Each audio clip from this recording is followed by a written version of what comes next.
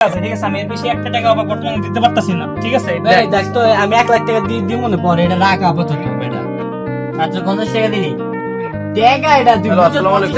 তাহলে তুই লাভের আশা কেমনে করছ আগে আগে? আমার টাকা লাভ- ক্যাশ লাভ ছাড়া কি ব্যবসা আমার চলে ব্যাংকে না? আনা আচ্ছা আমার 100 টাকা আছে বুঝছস, আবার বাকিটা আমি আবার দিতেছি, বাকিটা পরে তোর লই, সমস্যা নেই। এদিকে আচ্ছা, টাকা কিন্তু হিসাব করতেছে আমার ব্যাংকে কেন টাকা আটকে দিচ্ছে, চেকটা পাস করানো কে লাগে আমার ভালো লাগতেছে না, ওগুলো আমি ব্যাংকে আর সামনাসামনি বসে একটা হিসাব আছে না, একটা সামনাসামনি নগদের হিসাব আছে না, বুঝলাম না তোর ব্যাংকে কি চেকটা পাস করাবি না আবার কস কালকে আরে বুঝলাম না। আনার পর আচ্ছা কথা দেখো আপনার চেক আটটা দিয়েছে আমরা কি করব? আচ্ছা এই যে আমাদের একটা দুইটা তিনটা চারটা এদিকে 5 6 7 চারটা আটানা আছে চলবই না বেটা আটা সরি পাঁচটা আটানা তুই এই টাকা হইতে লইছস এই টাকা বড় বড় চলবো না এই টাকা কি করতেছস আচ্ছা এটা চলবো আরে বেটা আমি ঘুরে নিয়ে এই যে একটা ক্যারেক্টার এই দুইটা ক্যারেক্টার আর তাতে যে 10 টাকা ভাই দিবি না? ওটা 1 মাস পরে দিস।